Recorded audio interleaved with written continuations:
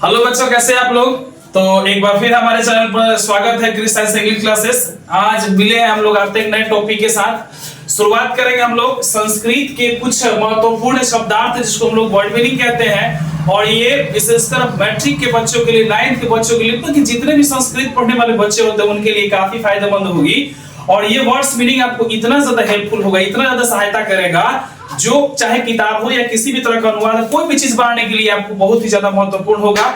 यदि आप इसको याद कर लेते हैं तो समझिए कि जो इनिशिएटिव होता है, जिसको शुरुआती कहते हैं, वो आपको पकड़ आ जाएंगी। और ये आपका शुरुआत है। यदि आप इस सारे मीनिंग्स को याद कर लेते हैं, सारे शब्दार्थ को याद कर लेते हैं, तो बहुत ही ज्यादा फायदा करने वाला है। और मैं आपको कहूंगा कि आप इसको जरूर से जरूर याद करें, क्योंकि ये आज नहीं कल नहीं, हमेशा आपके लिए जरूरत ही पड़ेगी, इसलिए आप इसको याद रखें। तो चलिए शुरू करते हैं। मैं आपको बताऊंगा, सामने देखिए लिखा हुआ है संस्कृत के कुछ महत्वपूर्ण शब्दार्थ को वर्ड्स मीनिंग कहते हैं। ये आपके सामने लिखा गया है, जिसमें देखिए इधर संस्कृत का शब्द है जिसको हम लोग कहते हैं तत्सम का, और इधर इसका हिंदी है। एक से लेकर मैंने टोटल 50 शब्दार्थ लिखा हुआ हूं। इस 50 शब्दार्थ को यदि आप याद कर लेते हैं तो अधिकतर संस्कृत की चीजें आपको समझ में आ जाएंगी। तो चलिए शुरुआत करते हैं। पहला हमारा गज। संस्कृत में शब्द आता है गज। गज का मतलब क्या हम याद करेंगे? जानना। गज का मतलब जानना। आगज का मतलब पट का मतलब लिख का मतलब पश्य का मतलब पील का मतलब खाद का मतलब स्मरण का मतलब धाव का मतलब उत्तिष्ठ का मतलब पाठ का मतलब क्रीड का मतलब। ये हम लोगों ने एक लाइन कंप्लीट किया। आप सेकंड लाइन कंप्लीट करते वैसे ही आप भी ऐसे बोल बोल कर याद करेंगे, देखेंगे तो बिल्कुल आपको याद होगा और एकदम संस्कृत आपके लिए बिल्कुल इजी हो जाएगा। चलिए सेकंड करते हैं। कंदुक का मतलब गेंद, अशोक का मतलब घोड़ा, गज का मतलब हाथी, खग का मतलब कपोत का मतलब कबूतर, मरजार का मतलब कुक्कुड़ का मतलब कुत्ता, मरकट का मतलब बंदर, पुष्प का मतलब फूल, धेनु का मतलब गाय, वृषभ का मतलब बैल, आजा का मतलब बकरी, स्तेन का मतलब चोर। ये हम लोगों ने सेकंड लाइन कंप्लीट किया। तो 24-25 मीनिंग हमारा कंप्लीट हो गया है। अब आगे आता है 26 नंबर। नृप का मतलब क्या होता है?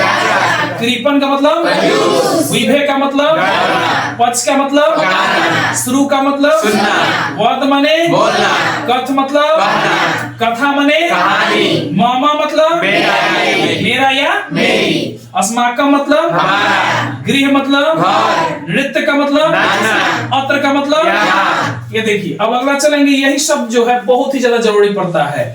तत्र का मतलब कुत्र का मतलब किम का मतलब कदा का मतलब यादा का मतलब कथम का मतलब कीदृशम मतलब नवीन मतलब तृष्णा मतलब अधुना मतलब तस्य मतलब यथा मतलब परिहास मतलब। तो ये जो 50 मीनिंग्स आपको दिए गए हैं, मेरे क्लास के सभी बच्चों ने इसको याद रखा है।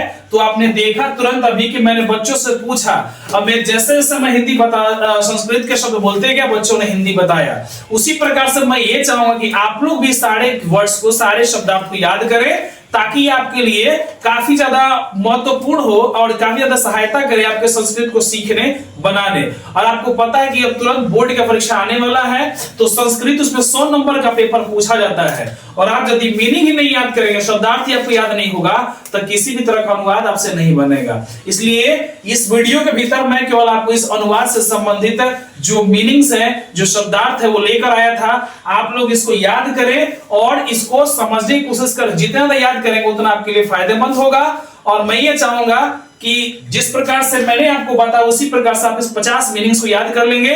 कोशिश करूंगा फिर अगले क्लास में 2, 4, 10, 20, 50 और मीनिंग आपके लिए लेकर आऊं। और आप ऐसे ही बिल्कुल इस चैनल पर जुड़े रहें। नए हैं तो सब्सक्राइब करें, लाइक करें और शेयर करना ना भूलें। तो मिलते हैं हम लोग नेक्स्ट वीडियो में। तब तक के लिए जय हिंद, जय भारत।